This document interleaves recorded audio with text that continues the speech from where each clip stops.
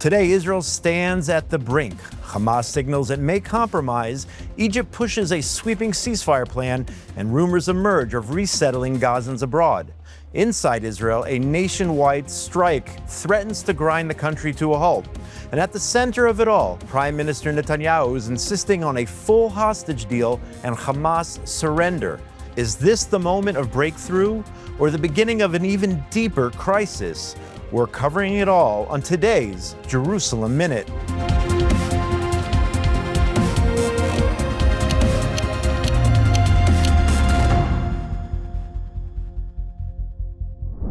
Welcome back to Jerusalem Minute here on JNS TV. My name is Josh Haston, correspondent for JNS. I am in Jerusalem at the JNS Media Hub. My colleague Alex Trayman is remote once again this week. He is in the United States. Alex, it's great to see you. Good to see you, Josh.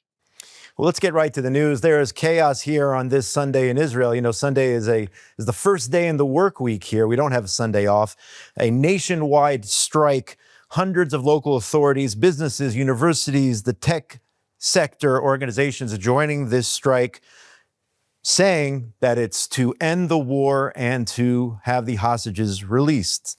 Now, we know a lot of those who are demonstrating are actually part of the anti-government Kaplan movement.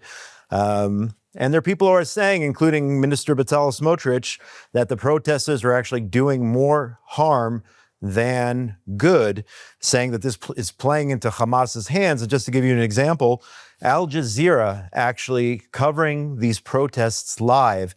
And a lot of people are saying this is, again, as Smotrich said, playing into Hamas's hands and showing divisiveness when we should be showing unity. And this is exactly what Hamas wants. We remember what the scenes were in the months before October 7th, in July, August 2023. These same organizers of the current protests were the ones who were organizing the protests against the prime minister's judicial reform proposal. These are the same organizers of the protests against what they called the crime minister in consecutive election cycles. These are the ones that from the first moment jumped onto the hostage forum as the organizers. People have to understand these are very well-funded movements by the very same people that were trying to get Netanyahu out of office. There are advertising agencies, there are printing companies. You're talking about over the period of time, amounts of money in the hundreds of millions of dollars, if not more, that even the U.S. Congress is now investigating whether State Department and USAID funds were going into those protest movements to try to unseat Netanyahu. And the reason why these organizers jumped onto the hostage forum from almost the first day of the war was really for two key reasons. The first was to try to repair some credibility with the Israeli public, because a lot of the Israeli public recognized that their efforts actually were tearing the nation apart, and also sent signals to Israel's enemies that Israel was vulnerable to attack, and they needed to restore credibility. And the second component was that the cynical organizers of these protest movements were hedging from day one with 255 hostages taken, that the government, and particularly Netanyahu, would be unlikely to succeed to what, Josh? To bring them home. Okay, so they wanted to be able to say for a year and 10 months or for 2 years or for 10 years that Netanyahu failed to bring them home. And that's why the slogan for the hostage movement was not "let them go," which would have put the onus on Hamas. They specifically created a slogan, "bring them home," to put the onus on the government. And yet here we are now, a year and 10 months later. 147 of the living hostages returned, 196 total, including dead bodies, and there's only 20 living hostages left. There's really very little incentive for Hamas at this point to release the remaining hostages, as long as the prime minister and the war cabinet, the IDF, seem committed to having Hamas eliminated. Okay, so they're not feeling like they will get anything by releasing the remaining hostages. So they're going to continue to hold the hostages. Now you've got these same protesters that hated the government before, already smelling that we're just over a year, away from an intense election season, and they're back to their old tricks. And what the prime minister and what others are correctly noting is that the same spirit of divisiveness that these same organizers of protests are doing now is once again sending signals to Hamas, to Israel's enemies, that Israel is vulnerable and that they should keep up the pressure because they see a divided Israel. And I am nervous that what we're seeing now is just a prelude to what is going to be a very, very bitter election cycle. If you thought that the first 5 consecutive election cycles were bitter, this one's going to be worse because one is going to include the pain of October 7th. And so now we see what these same people are up to. We see the motivations of those who are behind the hostage forum. By the way, there are some members of these hostage families that are criticizing this strike, saying that that we need to stay united. And unfortunately, what you see is that the left wing in Israel is willing to divide the country, is willing to tear the country apart.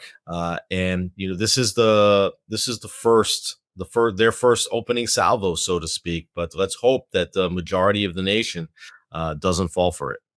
Alex, just to give the viewers just a taste of what we're experiencing today, you're talking about a tiny country, the state of Israel, literally gridlocked with major highways and arteries being blocked. You have people missing appointments, people unable to go to the doctor, to the hospital. It's complete gridlock in the center of the country.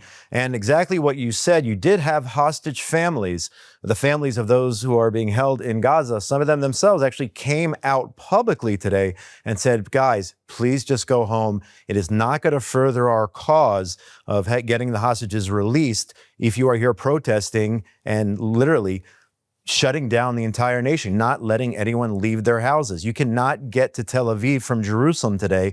It's absolutely impossible. So that is just the situation.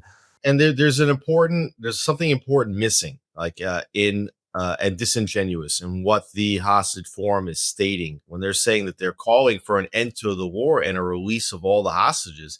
They make it sound like Netanyahu is refusing a deal that would end the war with the return of all the hostages. I could be certain, okay, that the prime minister who keeps talking about taking Hamas to the finish line, okay, like completely eliminating Hamas from the Gaza Strip and retaining Israeli security control over the Gaza Strip, would accept a deal today, okay, that would end the war if all the hostages were being offered to return. But that's not on the table. Hamas has not agreed. Hamas is not begging Israel to take back the hostages. Okay, Hamas is holding the hostages, and they don't want to release those hostages. So what they're doing is they're basically trying to put some kind of like rejectionism on Netanyahu for not bringing the hostages home. Well, quite frankly, even though this is a horrific result, if anybody would have asked at the beginning, what are the percentage chance that you would bring home 147 out of 255 of these hostages alive within a year and a half, which is really when they were brought home, because it's been several months since the last hostage release, people would have told you that the percentage chance of that is very low. Okay, which is the reason why that hostage forum hedged on that bet by creating the slogan, bring them home, because they also were hedging that Netanyahu wouldn't be able to do it. So the idea that Netanyahu is like leaving the hostages because he's got some kind of like dreams of keeping the war going. If you see all of the diplomatic challenges, that Israel's facing because the war continues to drag on, I think Netanyahu would be very happy to cash in and end the war with the return of all the hostages. So it's very disingenuous what this hostage forum is doing. It's unfortunate, and you understand that they have motivations, which is to get Netanyahu replaced at the ballot box. That's all it is at this point. It's not about bringing the rest of the hostages home. The prime minister last night actually released a statement leading up to today's protests and shutdown. He said that amid reports of a revived Hamas willingness for a phased ceasefire hostage deal that was being reported, was also an Egyptian proposal, basically similar to what we've seen in the past. The prime minister's office insists on a comprehensive deal in which all hostages are freed at once.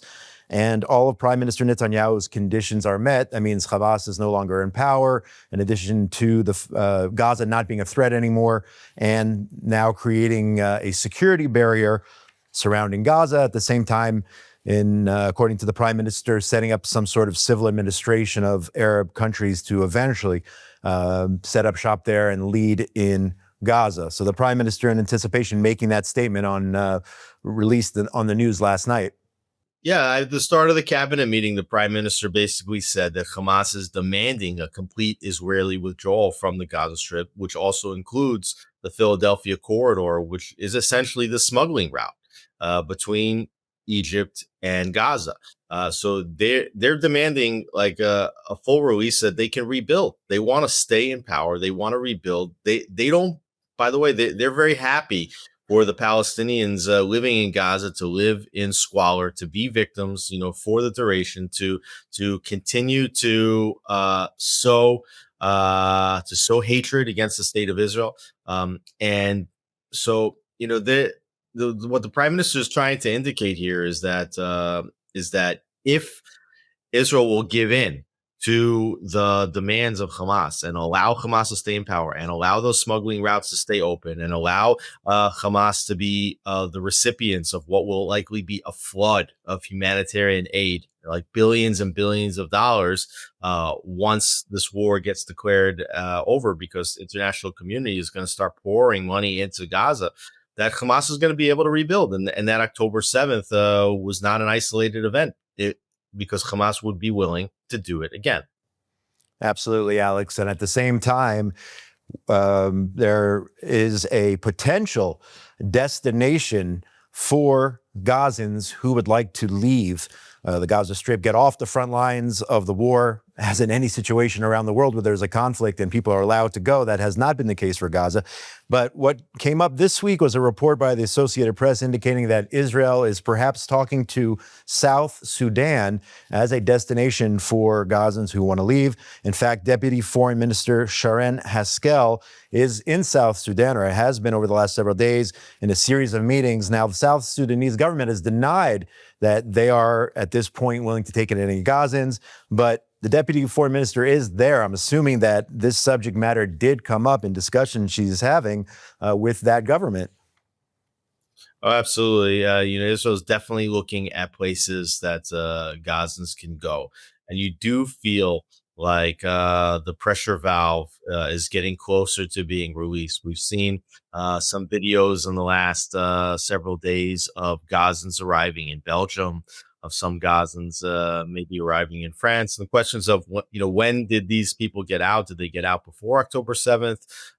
Have some of them been smuggled out via tunnels underneath the Philadelphia corridor, or did they buy their way out through the Gazan border? But more and more Gazans want to get out of that strip. You see that with over 50% of the buildings in Gaza destroyed, people don't have where to live. When the president said back in February that Gaza is a demolition zone, Gaza is a demolition zone, and you're trapping these Gazans in, denying them the basic humanitarian right of being able to flee a war zone. And certainly the end of this war is going to be many, maybe hundreds of thousands of Gazans leaving of their own voluntary volition, because they don't want to be there anymore, because Hamas has brought complete and utter failure and destruction to the Palestinians living in Gaza. Israel's not going to take them in. Israel's not going to let them live in Judea and Samaria. And so they need to go elsewhere. Whether they will go to immediate neighboring countries like Egypt or Jordan seems unlikely, even though they have responsibility under international law to accept refugees. They're violating their responsibilities, though the rest of the international community doesn't care. So Israel's been talking to other countries, including South Sudan, including potentially Libya, including potentially Indonesia. We saw this week also that there were some Palestinians that somehow or another found their way to the United States. And you had Secretary of State Marco Rubio stating that they're going to check the visa procedures because the United States doesn't want them either. Questions of like, if the Europeans that seem to care so much about the Gazans that they continue to censure Israel and they threaten Israel with arms embargoes and with recognizing a Palestinian state. Let's see if the Europeans, who have opened their borders to millions of Muslim refugees over the last several years, will open up to any meaningful number of Palestinian refugees. But I think the answer is still that Palestinians living in Gaza are going to need to be afforded the right to leave. It's a shame that only Israel is the ones doing this. The Arab countries in the region should be the ones accepting the Gazans. But if they stay and fester and Hamas is allowed to remain in power and rebuild, you're basically guaranteeing the perpetuation of the war. And that will put a year and 10 months of fighting and hundreds of soldiers' deaths in vain, not to mention all of the bad blood that Israel's received as a result of the destruction that's taking place in Gaza so far. Alex, I did see those images somehow of Gazans making it all the way to the United States. But on Saturday, the U.S. Department of State announced that it was stopping a visa program that allowed some of these residents into the U.S. And I think the biggest concern here on behalf of or on part of the United States is who exactly is a so-called civilian and who is a terrorist. And I don't think that they have a clear picture of who exactly these people are or how they were able to get into the United States. But it looks like for now, at least, there is a pause on that visa program to let these people in. And I certainly understand why the Trump administration doesn't want to receive Palestinians. They've been very strict about who's coming across the border. They've shut down immigration across the southern border to virtually zero. At the same time, while the Biden administration, seemed to have an open border policy on the south, they didn't want to take any Gazans, right? They don't mind taking as many migrants from other countries as possible without checking who they are, but they didn't want any Gazans either, right? So the question is, though, can the United States, and this is the big question, the diplomatic question for President Trump is, can he figure out how to incentivize any nation, for that matter, whether that's in Africa, whether that's in the Middle East, whether that's in Southeast Asia or anywhere, to accept Gazans, and what might be a financial incentives package to allow them to do it. And then, of course, the second issue, the challenge that's before the president of the United States, is how to restart this process of the Abraham Accords, right? Because we know that the enemies of Israel stated as clearly as possible that one of the motivations for starting this war was because Israel and Saudi Arabia were on the path toward normalization. So what needs to happen after Hamas committed a brutal massacre, killing 1,200 people, injuring thousands of others, kidnapping 255 people, is that Hamas needs to be removed from power, and the Palestinians need to lose their autonomy, including their security autonomy over the Gaza Strip, and that Gazans need to be afforded the right to leave if they don't want to be there, if they understand that they have lost their autonomy and they have lost control of their land. This is the language that is spoken in the Middle East. Maybe it's taken too long for Israel to get to this point, but it does seem that the prime minister, in the vote that he brought to the cabinet a week ago, clearly recognizes now that Israel is stating clearly now that Israel is going to be the only power to control security in the Gaza Strip, which means military control over Gaza, and that Hamas is not going to be there. And what that means is that the Palestinians are not going to be free to rebuild their homes under their own terms, that Israel is going to be involved in the terms of the rebuilding. And therefore, if Gazans want to leave, they have to be afforded that right. The question is where. South Sudan may be a willing recipient of Gazans. The question is also if Gazans would want to go into South Sudan, to go to a place that is not really considered to be a developed nation. They might be more willing to go to a place like Indonesia or somewhere else where they might have better economic opportunities moving forward. Alex, if you spend enough time on X or Twitter, as I think I do, maybe a little bit too much, the Israel haters are out in full force, accusing the Jewish state of targeting civilians in Gaza. And this week we had two examples actually, of how Hamas disguises themselves in civilian garb, pretends that they are just part of the population, when in fact, these people are terrorists. Story number one is you had a Hamas member ahead of one of the Hamas rocket launching units who was posing as a journalist. And you had pictures of him with the Hamas leadership who was killed by Israel in a targeted strike. That was the first story. Anas al-Sharif, that's his name. And this journalist, who is phony journalist, I should say, is really a member of Hamas. And then you had Hamas members posing as members of the World Central Kitchen, the WCK humanitarian organization. And the IDF also took out a terrorist cell posing as humanitarian aid workers. And again, if you go on Twitter X, you wouldn't know that this is the case. I mean, number one, we could talk about the whole issue of Israel's so-called Hasbara or public diplomacy efforts in not quick, getting out the story quick enough. The fact that so many people are lying about the realities. We could focus on that, but at the same time, just another example of who Hamas really is, disguising themselves as journalists, as humanitarian aid workers, and attacking the state of Israel. Well, when it comes to journalists, there's two things that are happening. One is, like you said, that there are people that put on phony. Sorry, we're here recording. There's a news flash, an expected rocket here, missile as we're recording. Houthi, perhaps a Houthi attack here on Jerusalem. I'm reading now as we're recording. The IDF says they have identified the launch of a missile from Yemen towards Israeli territory. And this is just the warning before the warning, so we can keep talking, Alex, but just so people understand the reality of what's going on here, that was the noise that you heard. That was the pre-siren warning. And if there's a siren in a few minutes, I'll be on my way and we'll pause the recording. But just so people can get a sense of the reality we're living here, Alex.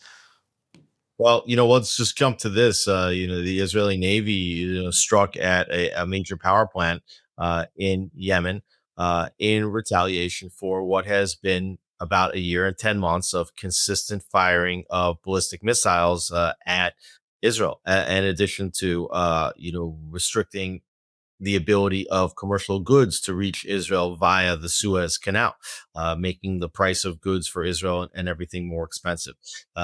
When I was in the White House back in last month in July, one of the surprises that came out of the briefings with senior Israeli officials was that they said that the war against the Houthis is going to pick up and that Israel was going to have to finish the job. Remember that America struck over 1,000 targets in Yemen several months back, and senior Israeli officials stating that the same way the United States, they compared it to what happened in Iran, and they said the way Israel started the war and the United States finished it with the Operation Midnight Hammer in Yemen, the United States started it and Israel would have to finish it. And they also stated that they thought the only way in which Yemen would be, the Houthis would be defeated would be with ground forces. And they said it wouldn't be Israeli ground forces, it wouldn't be American ground forces, but it would need to be Arab ground forces because the Houthis are another one of these terrorist organizations that hide among the civilian infrastructure. So back to what you were saying just before. Yes, we know that Hamas hides among the civilian infrastructure. They put their command centers in hospitals, in mosques, in schools. They build their tunnels and their weapon storehouses in civilian buildings and apartments. They hide among the civilians so that there's no differentiation. They're not wearing uniforms that separate them from civilians. And they also will sometimes co-opt World Central Kitchen travel vehicles and ambulances, or put on press vests just so that you don't know who they are. And then if the IDF does kill one of them, then international condemnation that Israel's targeting aid workers, that Israel's targeting press. Now, on the flip side, there's another phenomenon that happens here, which is not just that terrorists co-opt press vests and are phony journalists. The opposite. They're actually plants, okay, that they are active Hamas members that are the journalists, okay? If you remember back in 2021, the last time the IDF operated in the Gaza Strip, they bombed the Hamas headquarters in Gaza City, and the whole world went up in arms because that same building was the AP headquarters, and you don't have to be very good at advanced mathematics to understand why the AP headquarters, the Associated Press headquarters, is in the same building as the Hamas headquarters. So this guy Anas, who was killed, it looked like he was operating with Al Jazeera for a long time, because Hamas and Al Jazeera is the same thing. That's what you have. That's what people don't understand. There's not objective journalists covering what's going on in Gaza. That Hamas, the enemies of the Jewish people, are actively working with the journalists, planting their own terrorists as heads of the journalism departments there, communications with journalists, in order to get out the propaganda messaging that the whole world is just like sopping up. It's unbelievable. Alex, just to give you an update and give the viewers an update, right now you have literally 2-3 million Israelis, if not more, going to the bomb shelters. Here, where we are situated in South Jerusalem, there isn't a siren, but many other locations in the city and west of Jerusalem and the entire Tel Aviv area people are now in their bomb shelters. So once again, here we are live, but I don't have to run, but you probably have, 3-4 million Israelis who are headed for the shelters as we are recording. So just to give people a feel of what we're dealing with here in Israel. Well, we can see that the war continues to rage. The IDF continues to fight in Gaza. It's shooting actively. The war continues there, and the Houthis continue to fight for Hamas, for the Gaza people. They're firing at Israel. Israel is firing at Yemen, which is more than 1,000 miles away from Israel's shore. And I think it's hard to believe that a year and 10 months in, that Israel continues to fight. The war continues to rage. In fact, overnight, I think that the IDF also was operating in southern Lebanon. So all these theaters still very, very active. War is real, and war is unfortunate. I think there's a lot of Israelis that wish that the war was over, including those that are protesting against the prime minister for the war to end. But unfortunately, Israel's enemies will continue to press on because they want the war to continue. They want Israel to be in this prolonged war of attrition, because the longer the war goes on, the longer Israel remains at the top of the international headlines, the more international condemnation Israel receives, the more delegitimization and demonization across social media and elsewhere.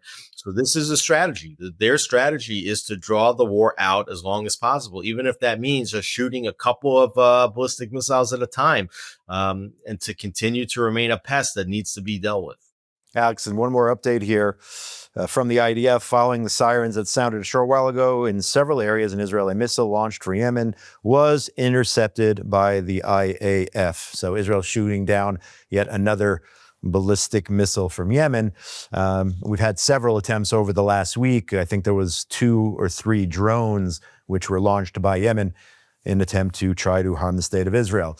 Now, switching to other news here, Alex, the Minister of Finance, Bezalel Smotrich, who also has a ministry within the Defense Ministry, he approved building in the E1 neighborhood outside of Jerusalem, 3,401 units. That is the strategic stretch of land which connects Jerusalem to Ma'ale Adumim. It should be noted, by the way, that the initial approval in order to build in that area actually came in the 90s under the Rabin government, but it's been many, many years and no one has been willing to build an E1. And perhaps this will be a change. Government after government has said that they will build there. And of course, the Arab world condemning the move, saying that this harms a so-called 2-state solution or whatnot.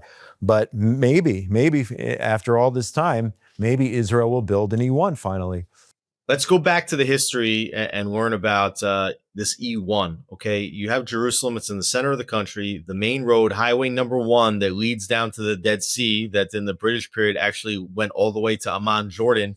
On that road is a major Jewish community, a so-called settlement of Ma'ale Adumim. I believe there's something like 40,000 people live there. In the space between Jerusalem and Ma'ale Adumim, which is just a 10-minute drive, not even, is a large tract of land. Nobody's built on it. Israel has approved, like you said, since the 90s, plans to build on E1, actually to make it larger than Ma'ale Adumim, and to have a continuation, contiguous space of land that includes Jerusalem and Ma'ale Adumim through what's called this E1. It has actually a Hebrew name too. I'm blanking on what that is right now. and U.S. governments have always stepped in to block Israeli building and approvals in E1 because the opponents of Israel state that building in E1 would essentially sever off the Palestinian communities of Samaria. Which is to the north of Jerusalem, with the Palestinian controlled communities in Judea, which is to the south of Jerusalem. So they state that building in E1 effectively blocks the building of a Palestinian state. And unfortunately, what I would say is that Israeli politicians, including Bezalel Smotrich, have actually given in to this Palestinian messaging, stating that we want to build an E1 in order to block the creation of a contiguous Palestinian state. And I disagree with that, because I don't think that Israel should be building in Judea in order to block the creation of a Palestinian state. I think that Israel should be building in Judea because it has sovereign rights to build in Judea, that it has a lot of reasons why it wants to connect a large metropolis like Jerusalem to a satellite city of Ma'ale Adumim. That's the only thing that they should be thinking about at this time. And the prime minister has already stated that there's not going to be any kind of Palestinian state created. There's lots of reasons why there will not be a Palestinian state. Israel doesn't have to put more facts on the ground specifically in order to arouse the international community that it's trying to block a Palestinian state. Just end the dream of a Palestinian state and build in your land where you need to build it. Israel shouldn't, on the flip side, like in Gaza, Israel shouldn't be saying that it's going to take control of land in Gaza if Hamas does this or this, or it's going to apply its sovereignty if the Palestinians do. Israel has to stop with that. Israel has to be confident in its shoes and its land, and has to build where it needs to build in order to make life for Jews and its citizens better. And it needs to control the land that it needs to control for the security of its residents. All the talk about doing things as a result of what Palestinians do is actually furthering the Palestinian cause and the narrative. And so that needs to stop. But building in E1 needs to continue. Alex, if you take that road, Highway 1, and actually go into E1, the only buildings you see there, other than an old police station there, are illegal Arab encampments, Bedouin encampments there, which are put there deliberately, set up by the Palestinian Authority in order to take over strategic pieces of land in that area. A lot of these funded by the European Union. If you see the buildings there, you actually see the European Union symbol on their doorways. These are illegal encampments for the sole purpose of trying to take over Area C, which is under Israeli control. Eventually, again, part of the Fayyad plan of 2009, with their goal of establishing a so-called state. But they've put facts on the ground, while Israel, unfortunately, for 40 years now, has not built even one building in that strategic E1 corridor. Right. And you have, if you go beyond the E1 corridor, past Ma'ale Adumim, down towards the Dead Sea, the most famous of these Bedouin encampments is Khan al-Ahmar, with something like maybe 20 shacks. I mean, they're Bedouin shacks. Sometimes they're hooked up in some way illegally to the Israeli electric grid. Others, other of the shacks, have maybe like a generator or solar power generator there. They look terrible. And, actually Israel's Supreme Court ruled that the government needs to knock down Khan al-Ahmar. And the government hasn't done it because they know what kind of international condemnation there will be when they knock down a Palestinian encampment. So the Supreme Court, maybe it ruled that the government needed to do it specifically because they also knew what kind of international condemnation Israel would get, and they knew that blame wouldn't go on the court; it would go on the government. So meanwhile, there's a major battle for land in Area C. Bedouin Palestinians, they build at will in Area C with very, very little consequences. By the way, Bedouin are also doing this in the Negev and the desert. They're also doing it in the Galilee. They build usually with very little consequences. Yet if Jews, put up an encampment, who comes? The IDF comes immediately to knock it down. So you see that it's not really a fair fight for the IDF fighting against guerrilla terrorists. You have guerrillas basically building encampments to fight land, and everything that Israel does, they fight with an IDF. It's stronger, but it's maybe less nimble. And you have building, but only with building approvals. And the Israeli government's been talking about building in E1, threatening to build in E1. Let's see if they put foundations in the ground. Smotrich is saying that now the approvals are there. We also know what kind of bureaucratic approval processes we have in Israel. So, the statement is being made. It's not the first one that's been made that Israel is going to build an E1. Now, what is the most interesting is that we saw a comment from the United States, which was very different than comments from previous U.S. administrations. In the past, like under the Biden administration, under the Obama administration, there would be very harsh comments from U.S. administration over an approval. You'd say this is an impediment to peace, this and that. And the United States said something quite to the contrary. They stated that building in E1 strengthens Israeli presence in Judea and actually makes the region safer. Alex, let's check out Minister Smotrich's comments on E1 before we move on. היום סוף סוף אנחנו מממשים את ההבטחה ומחברים את מעלה אדומים לירושלים, בירתנו האחת והיחידה, בחיבור אסטרטגי, ביטחוני ודמוגרפי. There you have it. Now the ball is in our court in order to move the process forward and actually start building those 3,000 units. We'll see what happens. But one last item here, Prime Minister Netanyahu and his vision for what is called Greater Israel. The Prime Minister was interviewed on I-24 News this past week, and he was asked by network anchor Sharon Gal, former MK, if he feels a connection to a vision of the biblical promised land as depicted in an amulet that Gal gave the Prime Minister. Netanyahu responded very much. Gal stressed to him, it is Greater Israel. Is this a controversy? You did have Arab countries coming out saying, what is Prime Minister Netanyahu talking about? This vision of Greater Israel. Well, first of all, when we talk about what's the size of Israel, okay, the size of Israel at present is smaller than the third smallest state in the United States. It's smaller than the state of New Jersey. Okay, when you talk about Greater Israel, right? Even the size of Greater Israel might be barely larger than New Jersey. Okay, we're not talking about a lot of land. A lot of times when you're talking about Greater Israel, you'd be talking about Judea and Samaria. Now, the international community calls Judea and Samaria the West Bank because they don't want you to know that this West Bank, that these Palestinian-controlled territories are actually called by their biblical name, Samaria.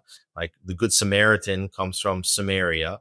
And that they don't want you to know that it's called Judea because it's obvious that Jews are supposed to live in Judea, right? So it includes Judea and Samaria, the so-called West Bank, but it also includes part of what's called the East Bank of the Jordan River, which was part of the biblical allotments of land that Moses and God gave to the tribes of Gad and Manasseh, and so there is this idea of a Greater Israel, but Greater Israel is not that big, to be honest. On the one hand, it's like a trap question. Does the Prime Minister have visions of like this Greater Israel?